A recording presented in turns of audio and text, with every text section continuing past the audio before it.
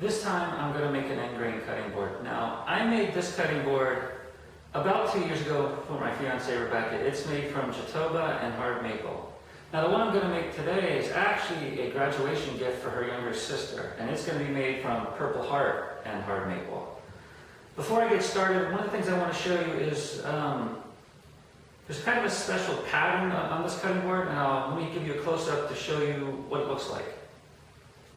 As you can see here, this board isn't your typical checkerboard pattern. Because the hard maple is, in this case, ½ inch narrower than the Jatoba, you actually get the appearance that the hard maple is inlaid or potentially floating within the Jatoba. Now what I want to show you today is how to actually achieve this effect. But before I do, I want to show you how to make a basic end grain cutting board and then how to eventually work your way up to making this style of pattern.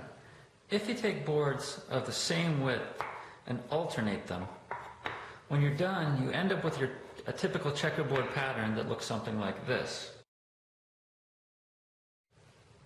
If you alternate boards of two different widths, you arrive at a pattern that looks like this. To achieve the inlay effect, you have to do a little math. What you do is you add one more board made from the same species as the wide boards, and its width is actually based on the width of the wide board and the narrow board. What you do is you take the width of the wide board, subtract from that the width of the narrow board, and then divide that number by 2. That is the width of the one board that you add. When you do that, you get a cutting board that looks something like this. Now another possibility is adding two boards. Instead of adding one narrow board, you add two thicker boards that only differ in width by the thickness of your narrow board. When you do that, you get a cutting board that looks something like this.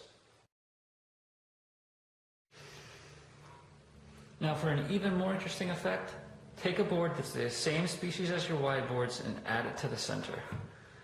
This is the style cutting board we're going to make today, and when it's all done, it's going to look something like this. I've already rough cut my boards to width and length, so all I need to do now is get them down to the proper dimensions. So I'm going to start by joining the bottom of all the boards.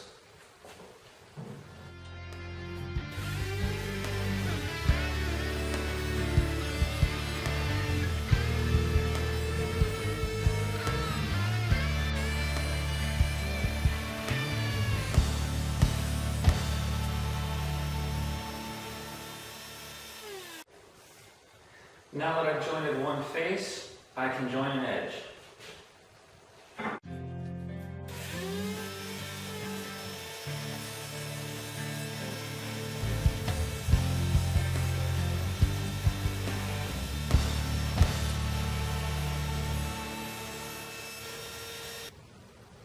Since these boards are so wide, I can run them through my planer to bring them down to final dimension and not have to worry about them rocking back and forth. So let's get started.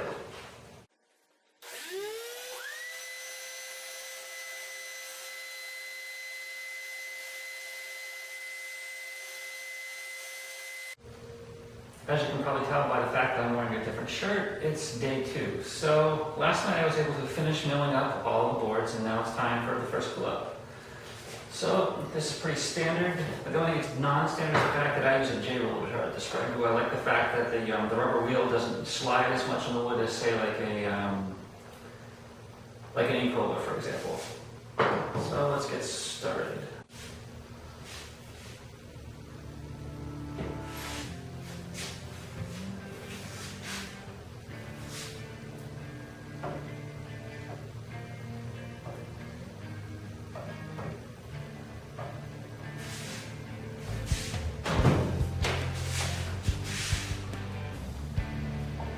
And what you can't see here is that I put some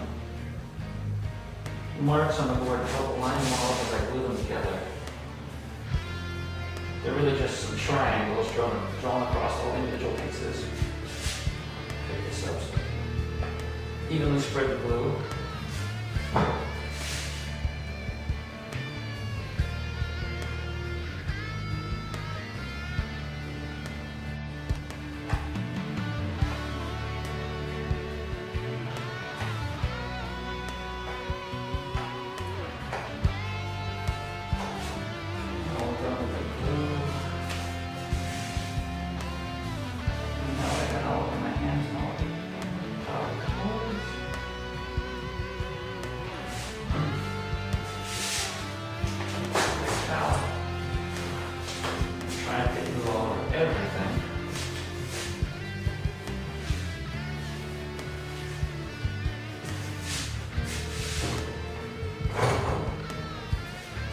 Now this is where the lines are going to help. I can tap each board until they're all nice and lined up. Of course, when I clamp down on the board, they'll probably move all over the place on me. And I'll have to readjust.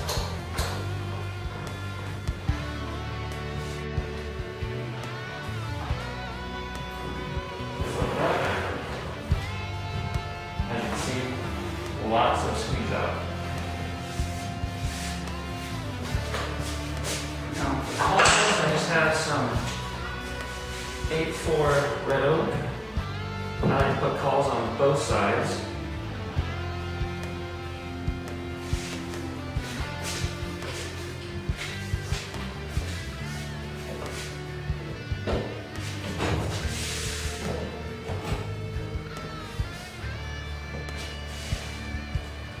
Everything's nice and tight. And I'm going to add one more in the center because I can get it in there.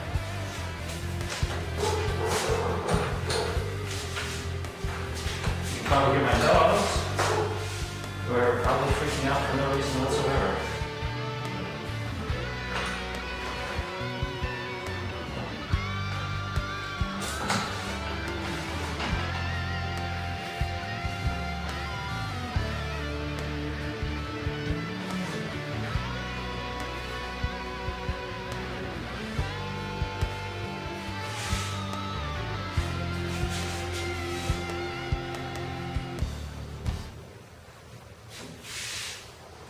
Everything's nice and tight. Looks like I have a good squeeze out just about everywhere. Boards are all pretty well aligned. So I'm done. It's now evening 3 of my cutting board project. As you can see, I've made quite a bit of progress. Last night after the glue dried, after about 2 hours, I came out and took a card scraper and scraped off all the excess, and I got a nice blister. Probably because I have still not learned to properly sharpen a card scraper, so I'm probably putting a lot more effort into it than I need to. So what I have to do now is actually glue all of these boards together. So, well, I guess one thing I should say is because if I can find a good example, that's not a good one. Because I had to use a combination blade, and you probably can't see it, but there's lots of tear out where I actually cross-cut. So essentially what I had to do is, once I got all these boards cut down, I had to go back and take my sanding block, which is actually over there, and smooth off all the little pieces of tear out along all the edges. And then what I'll have to do is, once this is all glued up, I'm going to have to come back and take it to the table saw and just make a light pass down both sides, maybe 32nd, 16th of an inch. And that'll clean up the edges, make them all nice, neat, and clean. So it's time for the glue up. We'll put this first block just out of the way because it's not going to need any glue. And I will roll all the individual boards over on their side because we can glue them all together at once. I should say glue them together. We're going to apply glue to all of them at once.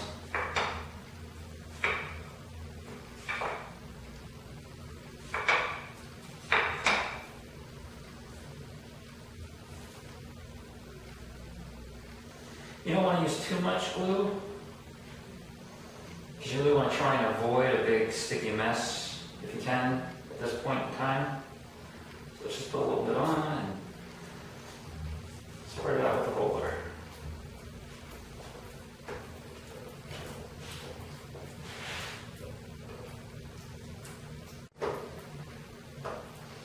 think that's pretty good.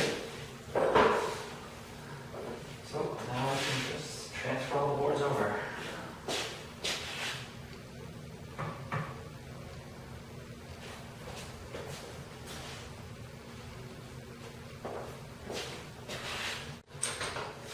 Now you want to try and get this as perfectly aligned as possible, because once this glue starts to set, these boards are not going to want to move a whole lot.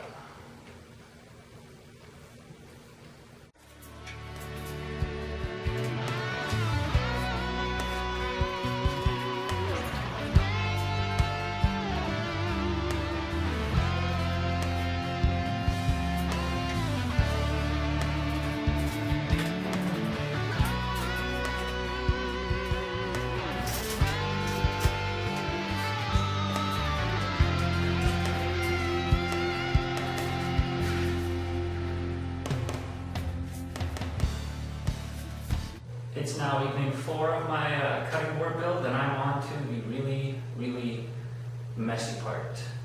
Earlier this evening I came out of the shop, took the glue up out of the clamps, scraped off all of the excess glue that I could, took the belt sander to it to try and remove all the extra gunk because I didn't feel like sharpening my card scraper again.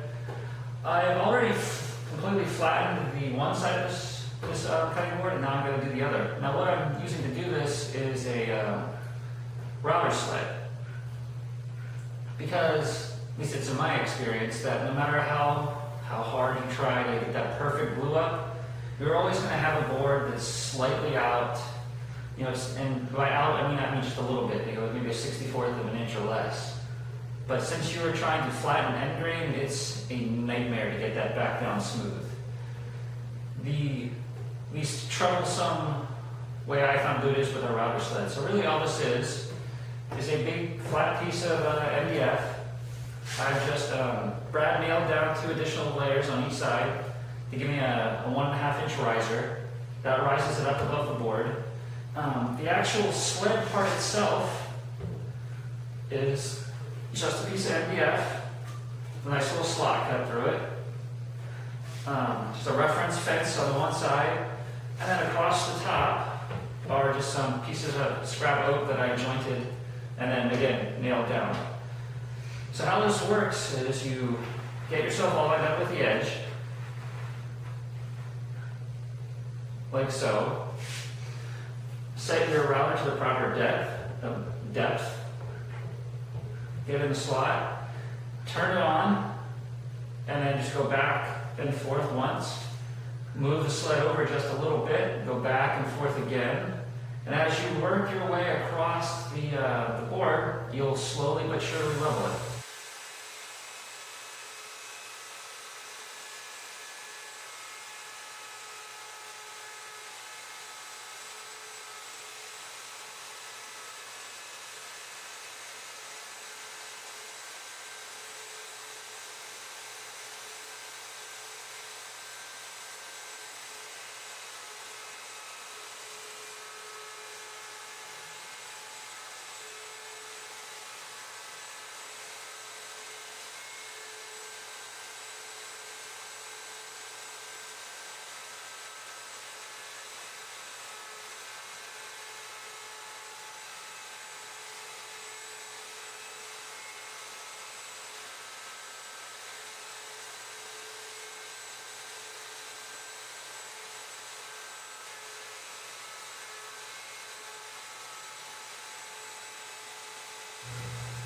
I'm now done with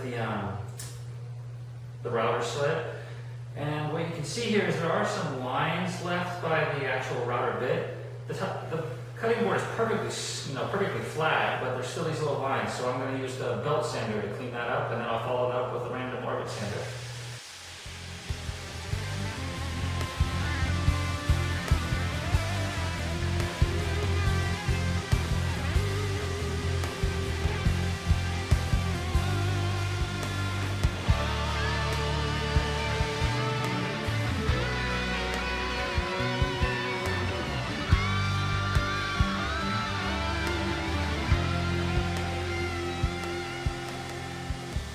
It's now the 5th and what should be the final evening of my cutting board build. So far this evening, it's been pretty relaxing. I trimmed up the edges of both sides of the board on the table saw, rounded over all the edges, and then sanded everything smooth. So I have one thing left to do, and that's to apply my finish. My finish of choice for end grain cutting boards is a two-part process. First, I apply several coats of warm mineral oil to the board. Once I feel that it's thoroughly soaked in, I then apply 1 to 2 more coats of a mineral oil and paraffin wax combination.